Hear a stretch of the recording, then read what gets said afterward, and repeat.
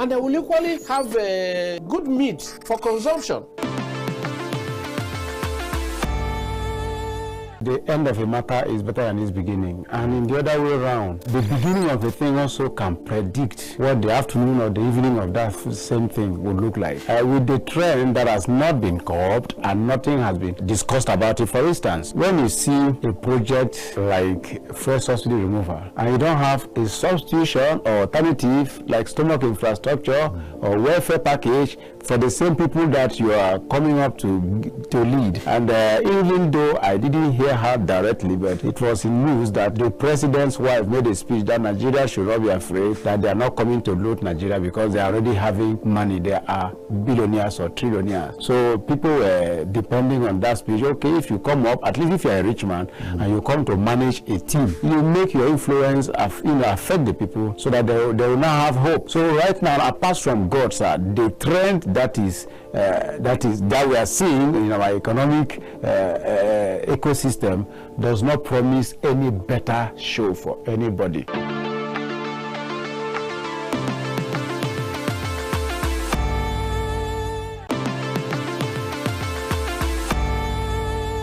If we had a better structure, I thought I had some kind of stuff in mind to say geopolitics.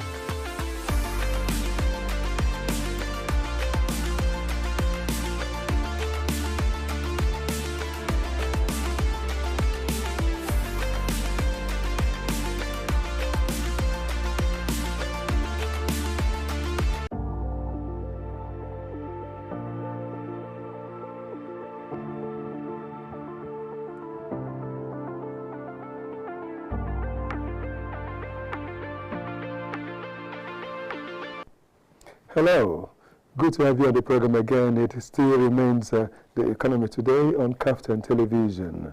It's a pleasure to share the moments with you one more time.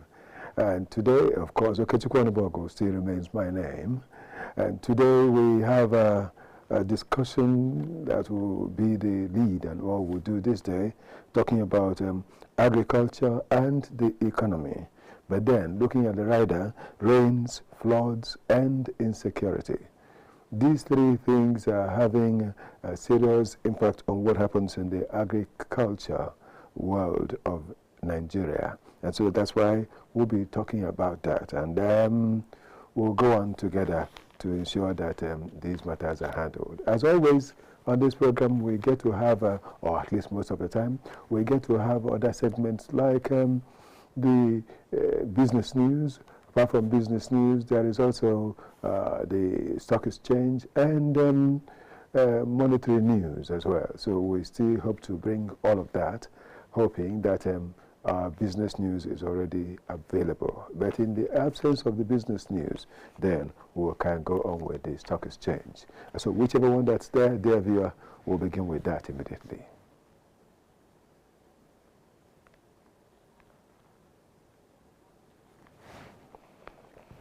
While we're looking at the stock exchange, we're starting with the people that are the, we're starting from the Nigeria Stock Exchange itself and the All Share Index. And looking at the All Share Index, or All Shares Index, we'll have a percentage that is 0.08% increase. It's not really increase, but then it's really gone down. That's why it's red in the first place. And so we look at the values. We have 82 million of naira. Oh, sorry, 62 billion, yes, naira. And for the volume, we have 1.7 billion, while the market capital is 136 trillion naira. Now, looking at that all shares index, we have 244,735.74 points, of course. And this way, talking about that reduction, I said it's 0.08%, yes. And this is the way it is for yesterday. Let's look at those who are the top gainers, and after that, we'll look at the top decliners. Well, since we've seen top decliners, we can go with that. Intentions is among the people, is the one leading in the declining factor, and that's 7.11 a percentage of 10%, while Maybaker has 43 as the points that they got to, and 8.51%. Triple leg has 4. That is talking about, this is naira really. Then we have 8.47%, and RBDS has 11.40, while the percentage loss, the percentage decline is 7.83%. Now, there are the top gainers we also have. Can we see the top gainers? There is NGS SUK 20, that is Federal Government 2031, then S4 having 98, leading really in the stock as 98.98, and the percentage is 14.43%, while Cornhall PLC has 8.25, and the percentage gain is 10%. Learn Africa has 11.00, and the percentage gain is 10%, while Namaware has 40.70, and the percentage gain is 10%. Now, we've looked at the top gainers. We've also seen the top decliners, among many others anyway. But then let's also check the companies that made the business tick, the strong fellows who had the money that happened. That is top 3 active traders. We have Access Co as 13.9 billion naira, of course. Then FCMB put in 5.9 billion naira in the stock, and UBA came third with 4.6 billion naira that was traded on at the stock exchange as yesterday. Okay, we will check others that we also have there, because there should be the oil price there. But then, if we can't look at it, we can go on. But I know that there should be the oil price there. But then, in the absence of that, we will also take the money market structure. Okay, that's the oil market. That's the oil market that's there. There is the WTI crude, that is West Texas Intermediate crude, selling for $90.04 and per barrel, and then we'll have 0.09% gain. 0.9, that is 9 cents increase. Then the percentage is 0.93%, while Brent crude has got up to $93.35, that's $93.35 per barrel, and then we have 0.25%, 0.25 cents, that's 25 cents increase in actual fact, and then 0.27%. While looking at the Melbourne crude is at $84.29, and it's a decline, 2.98 cents decline, $2.98 decline, and it's 3.39% decline as well. While Bonnie Light is at $78.62, and so it's a decline of $2.30 and 2.84% that we have. That is it for the oil market right now. Now, let's see if there is the business news. If there is no business news, then let's go with the money market, other financial stories that we have. Nigerian National Petroleum Company Limited, through its industry-wide security architecture, and the Nigerian Pipelines and Storage Company, in collaboration with the Office of the National Security Advisor, Special Prosecution Team, the FCT Police Command, the Nigerian Army, and other security stakeholders, on Tuesday conducted a joint inspection of a vandalized section of the NPSC crude oil pipeline at Pai Community in Kwali Area Council of Nigeria.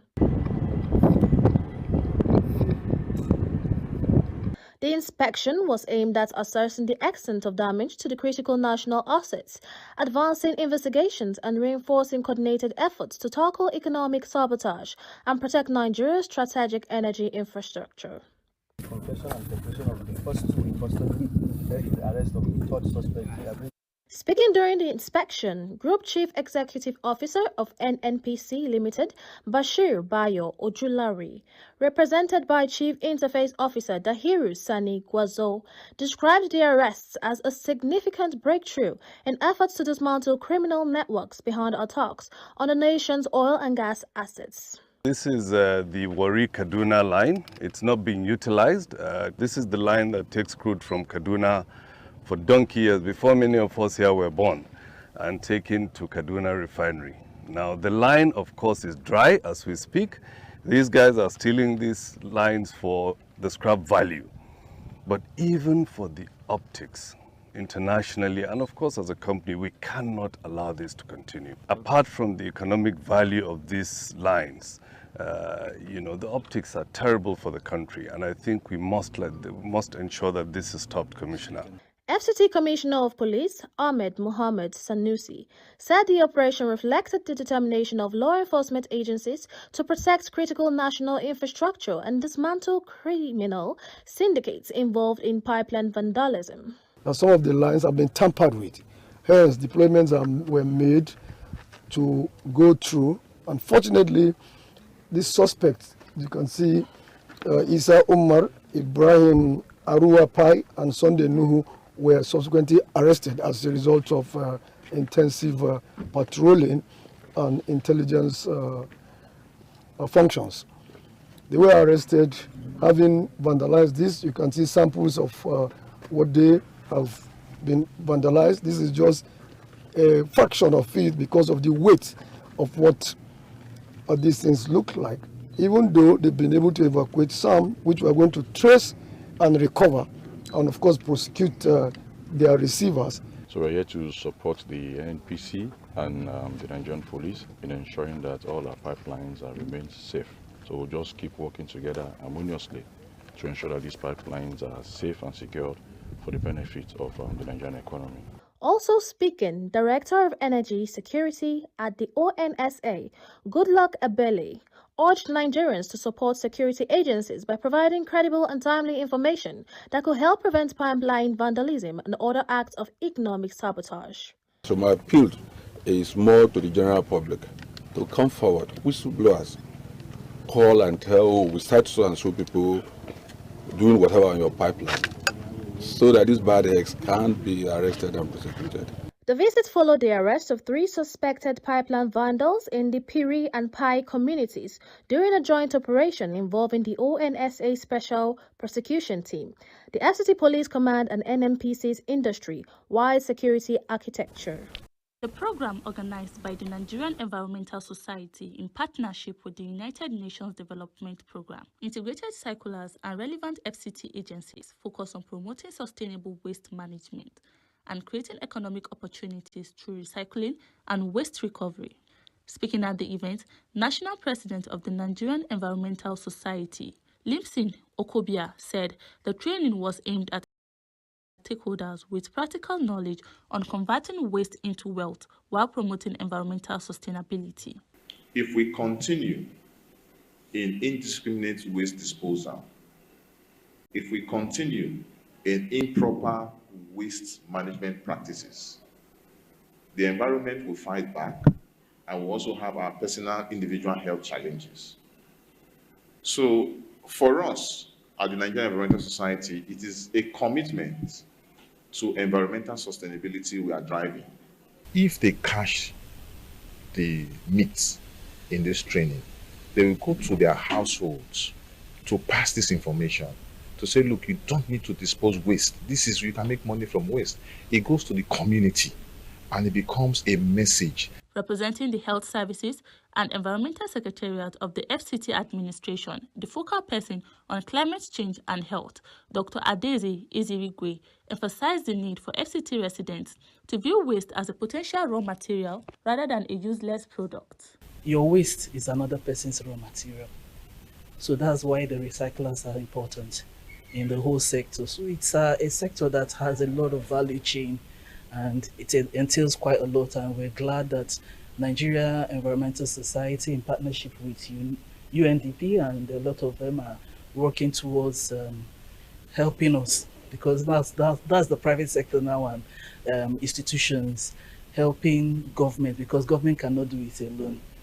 Environmental experts stressed the need for stronger collaboration among government agencies and other stakeholders. Waste has become a serious challenge, and we need multi-sectoral stakeholders from AEPB, from the FCTA, from Ministry of Environment, and even from the private sector to be able to sit together and discuss, first of all, the problem of waste and find solutions to how all these things can be resolved. Because if wastes are left unchecked as they are generated, then there's going to be a public health concern, the issues of aesthetic. The initiative is designed to demonstrate how commonly discarded materials such as plastic bottles can be transformed into valuable products capable of generating income and creating employment opportunities. The flooding you see today is as a result of that kind of indiscriminate dumping of waste in the drain. So I will encourage them and advise them not to do that again. Let them see how they could, segregate their waste and take it to the collection points. Some participants and facilitators who spoke at the event applauded the initiative, describing it as practical, timely, and capable of changing public perception. It requires a lot of hands, to be able to manage the situation of waste. As individuals, what we need to do is we need to develop an eco-culture as human beings. Now, let me take myself as an example. I am so conscious of my environment to the point where if I consume a waste, I don't throw it anyhow. I need to look for a dump site, a dustbin, proper dustbin, and throw it inside. If not, as an artist, I convert it into a product. Over 120 participants, drawn from the area councils, government agencies, waste management association, community groups, and private individuals participated in the training sections. The Central Bank of Nigeria, CBN, has commenced the implementation of the 4th edition of its foreign exchange manual, a policy designed to enhance transparency, boost liquidity, and strengthen confidence in the nation's foreign exchange market. Launched in Abuja as part of broader economic reforms, the new manual improves updates guidelines for banks, importers, exporters, government agencies, and other participants in the foreign exchange ecosystem. The CBN says the policy is aimed at ensuring fair and equal access to foreign exchange for businesses and individuals while promoting a more transparent and efficient market.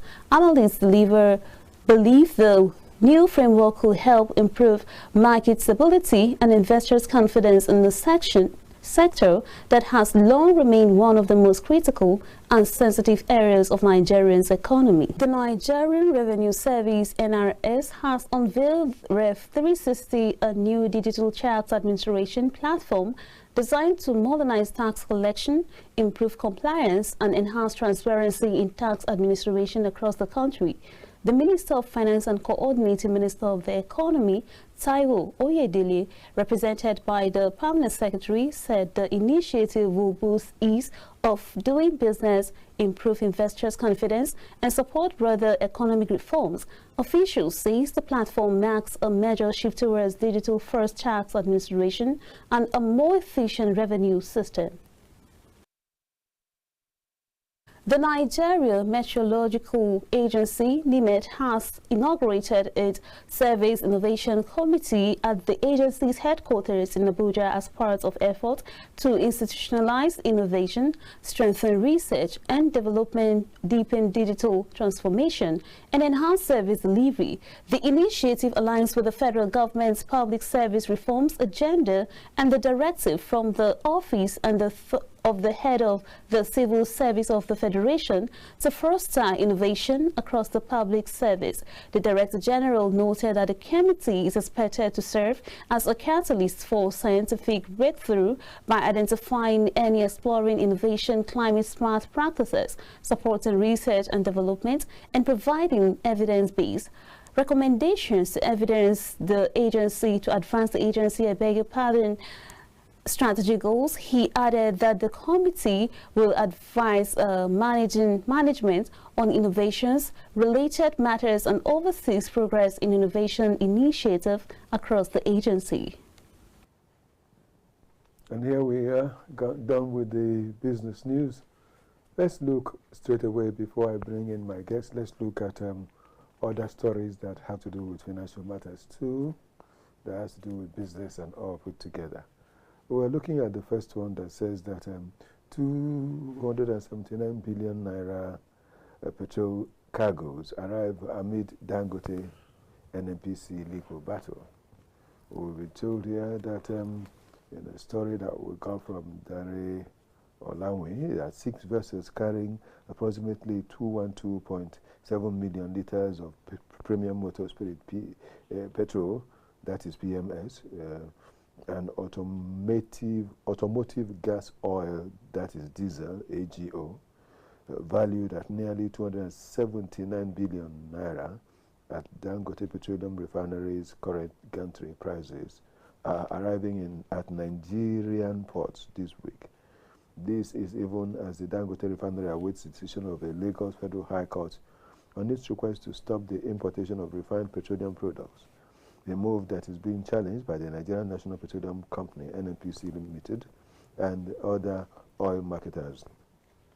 The vessels, whose arrival details were captured in the daily shipping position report of the Nigerian Ports Authority, obtained by our correspondent, berthing at various terminals across the Apapa and Tinkan port complexes in Lagos, as well as the Northwest Petroleum and Gas Terminal in Calabar, with discharge expected to run through June 19. According to this report, out of the 6 vessels, 5 are laden with PMS, while 1 is carrying diesel. Together, they represent a combined import tonnage of 157,000 metric tons, 132,000 metric tons of PMS, and 25,000 metric tons of AGO. At Dangote Refinery's latest country price of 1,250 naira per litre for PMS, the approximately 183.3 million litre of petrol aboard the 5 vessels are valued at roughly 229.1 billion naira, while the 29.4 million litres of diesel, priced at 1,700 per litre at the Dangote gantry, add roughly 50 billion naira, bringing the combined cargo value to approximately 279.1 billion naira. Going by the current prevailing exchange rate of an average of 1,260 naira to the dollar, the total shipment is worth about $205 million, showing the effect of the country's fluctuating foreign exchange rate. We'll also continue because there is this other story. Before I take the one that has to do with Greek, let's look at this one.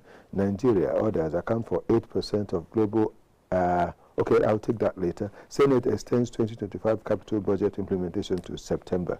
The Senate approved on Thursday an extension of the implementation period for the capital component of the 2025 Appropriation Act from June 30, 2026 to September 30, 2026 in a move aimed at ensuring the completion of ongoing federal projects and the full utilization of funds already released for their execution. The resolution followed the adoption of a motion sponsored by the Senate Chief Whip, Mohamed Tahir Monguno, who argued that many strategic projects captured in the budget were at advanced stages of completion, but required additional time for execution, certification, and payment. Presenting the motion, he said the 2025 Appropriation Act was enacted to provide funding for government programs, projects, and activities designed to stimulate economic growth, enhance infrastructure, strengthen national security, and improve the welfare of Nigerians. I also take this, experts explain FX rise as CBN's revised manual takes effect. Experts have explained the recent rise in Nigeria's foreign reserves, which reached an all-time high of $50.3 billion in 17 years. We gathered that the foreign exchange market is witnessing one of its most significant periods of stability in recent years as implementation of the Central Bank of Nigeria, CBN's revised foreign exchange manual begins to reshape market dynamics, improve liquidity, and strengthen investor confidence. This development comes as Nigeria's external reserves surged to approximately $50.3 billion, their highest level in over a decade, while the Naira recorded gains across official market segment.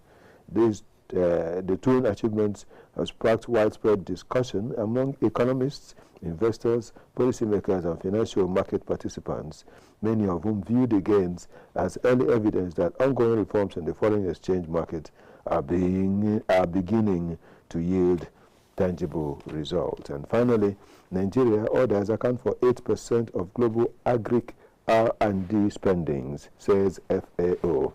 Nigeria and the rest of Africa accounted for just 8% of global agricultural research, development, R&D spending in 2023, despite a steady increase in investments across the continent over the past 2 decades. According to a new report by the Food and Agriculture Organization of the United Nations, FAO, the report titled Agricultural Science and Technology Indicators 2004 to 2023, Global and Regional Trends, revealed that Africa invested approximately $3.83 billion in agricultural R&D in 2023. R&D, of course, I've said, is research and development, up from $290 billion recorded in 2004. This represents an average annual growth rate of 1.5% during the period under review. The FAO, however, noted that agricultural R&D spending across Africa remains unevenly distributed among current sub-regions, among the continent's sub-regions. The North Africa accounted for the largest share of agricultural R&D expenditure in 2023, investing about $1.26 billion, nearly one-third of the continental total. East Africa followed by $1.05 billion, while West Africa recorded $1.03 billion. Southern Africa invested $386 million, while Central Africa allocated $108 million. Globally, agricultural R&D spending rose significantly from $35.85 billion in 2004 to $50.42 billion in purchasing power parity, PPP terms, in 2023. Well, we will let it be at this because there is still a whole lot to talk about today. And so we want to look at what we have as our main topic for the discussion today. And of course, I'll also introduce my guest. Let me begin with my guest. My guest is a man that wears so many caps. So today I'm just referring to him as a farmer because he is one. I'm talking about, or if you like, you can say an agriculturist and horticulturist. I'm talking about Sam Praise Itomo. Good to have you on the program, sir. The pleasure is mine. Wonderful audience. Good morning. And looking at what we have today, Sam, we have agriculture and the economy with the rider, rains, floods, and insecurity. What have you got to say about this? It's a wonderful topic in the sense that let me say the theme, which is agriculture. And the economy, yes. Yes, and the economy, of which we know that agriculture would have actually lifted the Nigerian economy to a crescendo if given attention. From your news beat now, we are talking about agricultural research and what have you. I wish it could be translated to practicals of massive government agricultural involvement. Then partnership with stakeholders, some of us that are already in the system. Those are the areas that would have boosted our economy. Farmer, okay, right now, that the fuel, like yesterday I bought fuel, 1,370 naira. That's close to 400 naira a liter. So if we have had agricultural boost, we wouldn't have cried much because money will be circulating, there is availability of food, and then even if fuel is now being sold for 1 million naira, nobody will complain that much. But in situation where there have not been dynamics that will translate into, if this one is scarce, this other one is taking its place. You know, that's why the economy is like this at the moment. So now you are talking about the flood, and that is already here. The rains produces the flood, and the insecurity to even implicate and worsen the situation. That is actually dwarfing our agricultural attempts to bring food to the table of Nigerians. And like I said, if you travel around Nigeria, you will see that the arable land we have can feed the entire Africa. We have enough land anywhere in the north, south, east, and west in Nigeria. You can plant and harvest. Both yamo, cassava, oranges and all these things, they produce anywhere in Nigeria. So maybe for my opening speech, I'll stop there. Now, looking at the rains, the way they're happening in the country right now, you know, we've started talking about floods already. Yes. And the rains are just beginning. And we've started talking about floods in Nigeria. What would it be when we get to August, September, October? September, August. August, September. This is the main point. Because October is on its way. It's like winding out. But then August, September. What would it be like when at a time like this, there are warnings about floods and about flooding, and not just warnings, we've seen flooding in areas, you know, in some places, in some states, in some regions already. And I keep wondering, why is it that we always warn about the fact that there will be flooding? And of course, there will be this flooding. And one exercise that is normal now is to ask people who are living within the river banks to vacate, move to upland. Then they will put them in one private school or one government school, make the pupils or students to stop coming to school, and they'll use that place as a camp for them within the period. And afterwards, when it's dry season, they will return to that same area with nothing being done. That is where we are actually weeping, lamenting, and raising our vision higher for, number one, the government and the institutions involved in humanitarian services. Because if you are talking about nationhood, infrastructure is the work of government. The reason government is in place is to provide infrastructure and protect the people. Yes, the people of in a given community. So by the time the government agencies are only vanguards of terror, leave that place. So danger is coming there. Leave that place. My dear, you are not helping the people. within the dry season, these preventive measures, harbingers of evil news. You know, that's what they are. So if you go into infrastructural provision, for instance, like that river, like Lokoja River now, River Niger and Benue, that confluence, do you know that we can actually build embankments, castings, to at least maybe 10, 15 feet high, provide, you know, the road the other side, this structure the other side to prevent the flooding, and same thing to any flood-prone areas. Yes. Community roads, all those things.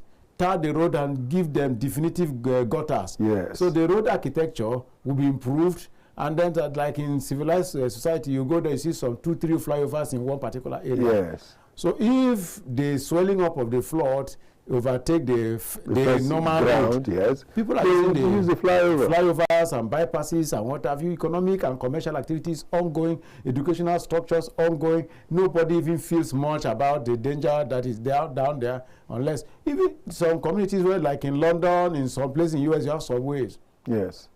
Where the road there, the terrain there is very good. They tunnel down and shops are there. Yes. You just use this lift. You go down there, you slot in your card, enter your bus. The next thing you are fine and say where you are going. Very smooth movement. Train is working. The road architecture is there. Then the cable car in some treasured areas where cable cars are necessary. Life made easy. These are infrastructures that would have boosted the Nigerian economy, and they also invite investors. You won't fight for investors because we are in a global village now because of this ICT program. So anything you do here, the whole world are with you there. So if you bring some of this infrastructure on ground, the agricultural sector will be boosted, aviation will be boosted, education, every sector of the Nigerian economy will be boosted. Investors will be begging you to come. You won't be begging them. Because before now, especially the time of the former president, Buhari, I was told he was traveling, campaigning for investors to come in. Even this present man that is doing the same thing. You don't need all those things. Just structure your situation, structure your countryside, better the life of the people there, and then you see investors coming in. A bit of this was done in Lagos, you know, talking about the Bar Beach. The Bar Beach, when some years back, a lot was done so as to lift some fields of Russians and leave the area with stones and things so as to make sure, because before, whenever it happens, there'll be water flowing all over the streets, Awolowo Street and all that area. You see all of this. But since after they did this, though I've not checked since, but then I know that it was 1 year I checked. It was okay, people could move around without any problem. Why can't, and even so, we have a president that is that at least has governed Lagos State. Why wouldn't they bring such ideas, just as you talked about, to use stones, bricks, and to lift some areas so as to make it difficult, for the waters to overflow their banks and affect agricultural areas and habitations and communities.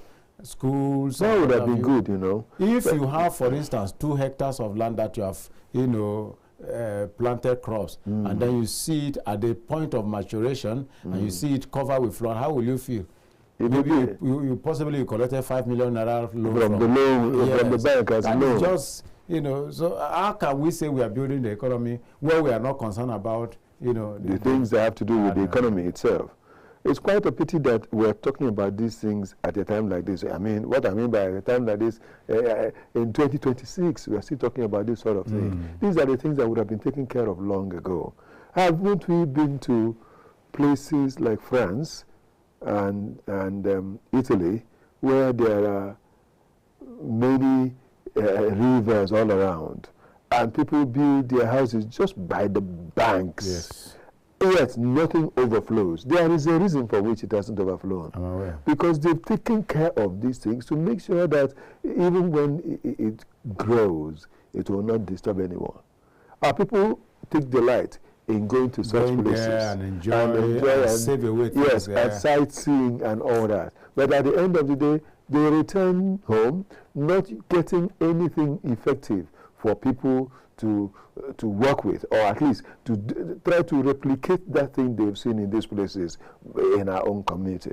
How then do we say we have governance? How then do we say we have people in government? It's quite a pity, because I know that they travel a whole lot. But after all these journeys, all these travels, you've seen these things happen. Why won't you bring them home so that our people here will feel the same way? Just as you mentioned London, it's almost all over London that you see the rivers that will go, and nobody is disturbed. Nobody is disturbed. Thames, River Thames, it's got its own route, and it's always like that. Nobody, it's a sightseeing thing. But here, our own problem is different altogether. That is the genesis of tourism now. When you convert potential dangers into sightseeing, that is tourism. That's it. Which Israel is one of the greatest revenue mobilization agency in Israel. Yes. Tourism. Look at places like Miami. You have you heard about the popular Miami Beach. People travel from everywhere in the world to that place. Look at the Dubai of today. Yes. Dubai was a desert land now. Of course. But go there and see now. Some artificial river have been created. Towers of all kinds, plazas, places where you least expect. They build a lot of things going on there. So, which would have been, let me say, capital intensive. Yeah. So here now we have the natural gift, which we needed to just give a little push to augment what we are seeing already. But it's like we go there and save away the little we harvest from here, and then come back and then oppress the people and multiply tax agencies to still meet the grassroots, and you are not improving their lives. You are not investing in agriculture. You are not investing in education. You are not, look at, sir, if you go to any of our hospitals right now, you will weep for Nigeria. Oh, yes. The average Nigerian cannot afford medication now because yes. everything is very expensive. I mentioned it here sometimes. Just go to hospital and try to wash your mouth and hear how much I will tell you. Oh my God. These are some things that Nigeria is supposed to be going to do at least once in 3 months. You just go there, wash your mouth, highest maybe 1,500. But go there and see. I wouldn't be the one to announce it here. These are something that we are entitled to. I do refer once in a while to what Muammar Gaddafi did in Libya in his lifetime. If you want to marry, government subsidize your marriage for you and pay. You want to go into agriculture, they give you hillocks. A Nigerian that during this Muammar Gaddafi crisis that made all expatriates to leave, he came and he was telling me one-on-one. He said he was on his way to Spain. So since it's in normal what we call immigration laws that does not favor them because it's not rich, so they use Appian Way, link from here to Algeria, trek some portions, work in some communities, raise money, pay transport, another wilderness, start. So yeah, I eventually arrived at Libya. So according to he wanted to work like 6 months, get some money and then cross over. But in 6 months, he was able to pay for a duplex that he was staying. He had a driver, he had a cook for himself. But because he was saying, if Libya in Africa can be this luxurious, how much more Spain? So he still desired to still travel. So from there, with his infrastructure there, he left it and he went to Spain. But within 3 months, he came back. He was telling me one-on-one. He lived in Libya up until this fiasco that brought the death of the collapse. Maybe if it's because the death of Muammar Gaddafi brought the collapse of Libya. Yes. If you go to Libya today, now you will no longer see those things that used to be the way they used to attraction. So at least that is one man that have shown that the African culture, the infrastructural desire of every citizen can actually be achieved. Yes. It only depends on the people at the helm of affairs. He said the oil that we have is God's deposit. We didn't work for it. So why should a group of people just enjoy it and be sharing it in National Assembly in Aso Rock, while the people that are supposed to be benefiting? The meaning of government, like I said, is to provide, is to manage, is to protect. You have a whole lot. So if you are fighting to go into government, you are telling me I have capacity to provide for these people. I have capacity to protect, like you mentioned, insecurity. Where is a government that will protect you? When school children, that is government property, because school children, we were growing up in school those days, they gave us the idea that a student is a government property. Yes. In those days also, I have a lawyer, that told me she went to one particular secondary school in Lagos, and that time they give them bursary. Yes. They feed you in school. You don't, in fact, there is a man I met within the week that told me that Bafrawa, he called him, the former Sokoto state governor. Yes, no problem. He provided free education to encourage the Netherlands to go to school. That's supposed to be Megawata. You get it? He said he was a beneficiary of that. Today now, he's a lecturer in ABU. Bafrawa, you're correct. Yes, it's Bafrawa now. Yes, you're correct. Then the subsequent governors have to maintain it, to encourage their people to go to school. It's supposed to be nationwide. This thing you're saying reminds me of when I was in the secondary school. Oh, life. You made a good system that time. Of course, yes. Let me tell you one thing. That every Saturday, every Sunday, Sunday meal, Sunday lunch in the boarding house, every lunch on Sunday, we used to get one whole fish in our plate. To yourself? To ourselves. Eat and be fresh. Yes. Each person will get one whole fish. Nothing removed, other than the negative thing that will be removed. Yes. The defecation and all that. They will cut it from the head to the tail. They do it well and give it to us. Each one, you have it in your plate. One whole fish. And then I remember that some boys will go home during the weekend, but they will beg their friends who are on the same table with them. Yes. Please pass my plate so that you keep my fish for me. And you see the people will be very healthy. The Sunday afternoon rice. No need of unnecessary medications and what have you. If you are what you eat. Yes. Again, I remember that every afternoon when we come back from school and we get to sleep, when we wake up from sleep, you know, to take the siesta, when we wake up from sleep, you will see banana, fruits waiting for you, or mango, or oranges waiting for you each time you wake up, so you take it before you go. I'm talking about secondary school. It's quite a bit that we're seeing. I didn't meet all those ones. Yes, we enjoyed it. And I'll be proud to mention that my school happens to be College of the Immaculate Conception, CIC Enugu. Enugu. Yes, and we enjoyed things. We enjoyed things that, oh God, I don't know what life is like now for the children who are in school. We go there and there are things, people, when you ask someone to go home during the weekend, say, what am I going for? After 11 I get at home, I find them here in the school. So they will stay, except when there is some important reason for you to go, you go and return. You know, and you talk about beans that they're eating today, people are getting angry. The beans they would serve us, you will see vegetable that we put in it, and you do everything to make sure that you enjoy the beans. People that don't eat beans, when they come to school, they will enjoy that one, they will eat it, and afterwards they go home and tell their parents, look at the way you should be preparing for us to eat. But what do we see today? How can they be in school when kidnappers are even coming to prevent them from being alive in the first place? And so the government are getting alert. It's quite a pity. Well, you wouldn't say that because you are not so sure who it is. But the fact is, if your government are not behind kidnapping, that business would have stopped by now. No. There are so many things happening in this country that you may not say is the government, but then a lot of people, influential people, are involved in making it continue. And that's a story for another day.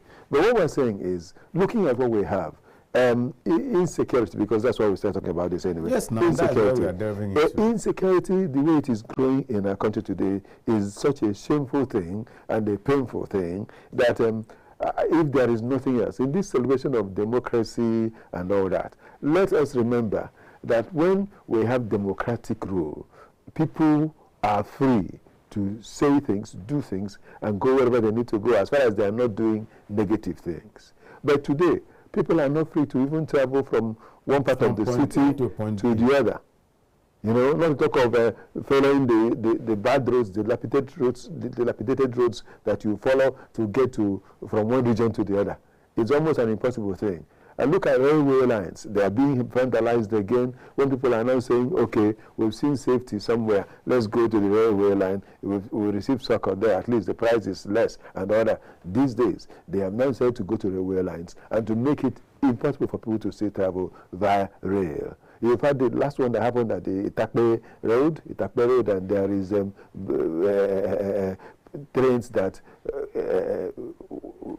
went off the road because of the fact that people will go under and do things to make sure that the rails will not run the way it should be.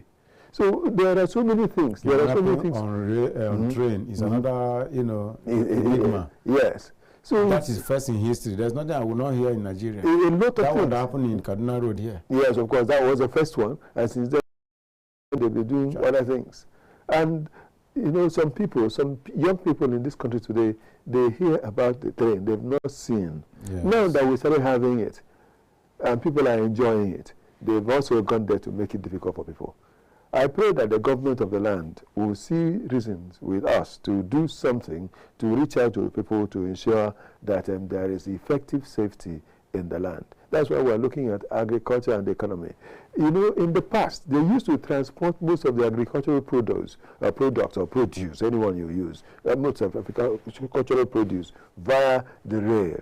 Yes. And they will take them from the north to the south. And when you get to the south, they also pack the things from the south back to the north. Yes. And so there was a kind of exchange. Yes. And what these people have will be shared everywhere. What these other ones have will be shared. Yes. North, yes. And then there come palm oil from the south will come up. And yes, and some other forms of vegetables that they don't have up north. You know, vegetable products they don't have up south. They also send.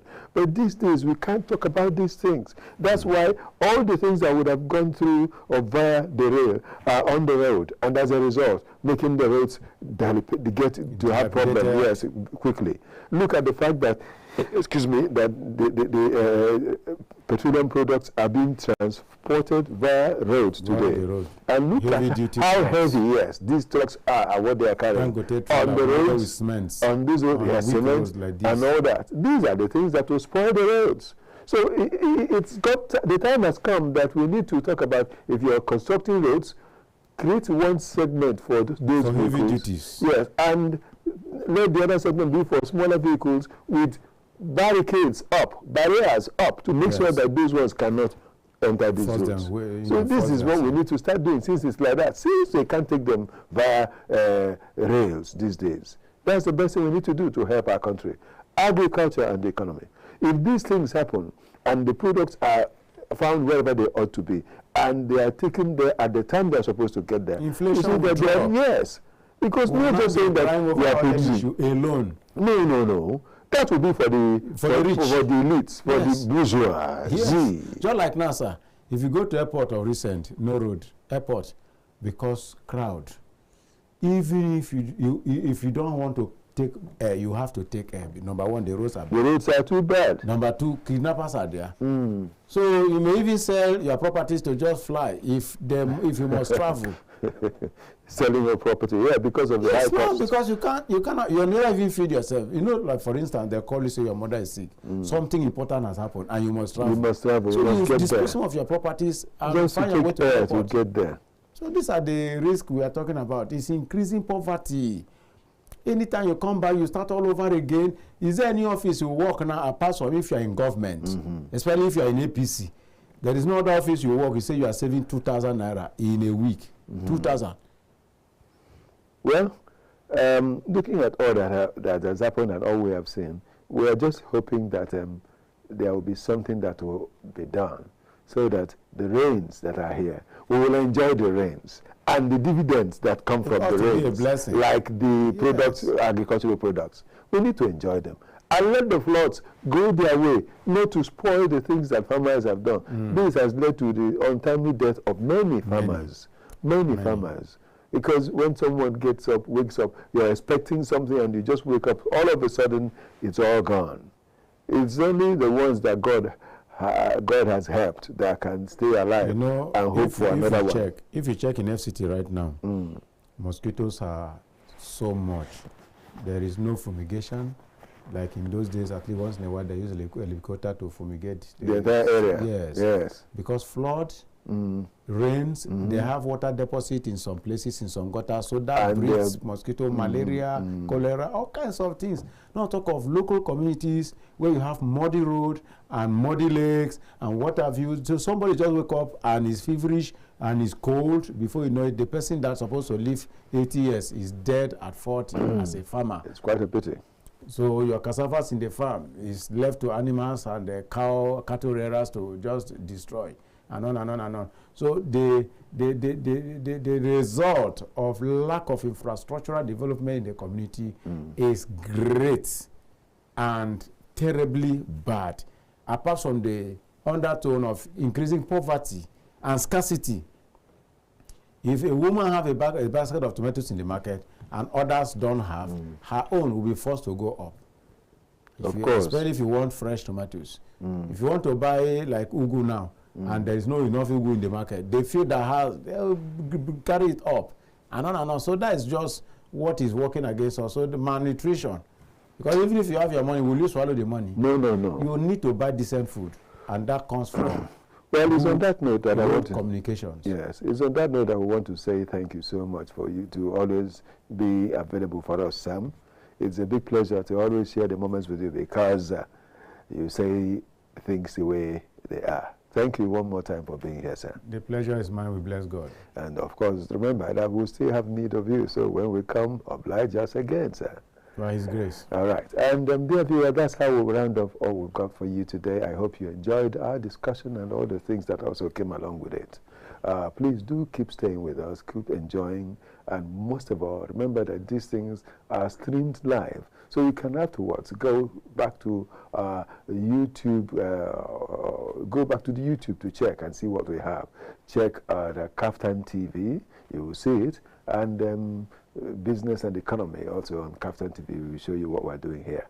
Please do keep being part of it. We'll be glad to always have you around. Thank you so much. Let me say special thanks to Bright Chukwebue for making the day bright for us again. And to all the fellows with whom we have worked, not forgetting Obed Buorelu, I wouldn't forget that. And I remember we've had these two Victors. There is Victor Chizea as well as Victor Adeye, the editor. But then with Victor Chizea, there is also Oluwaseun Adejunwo.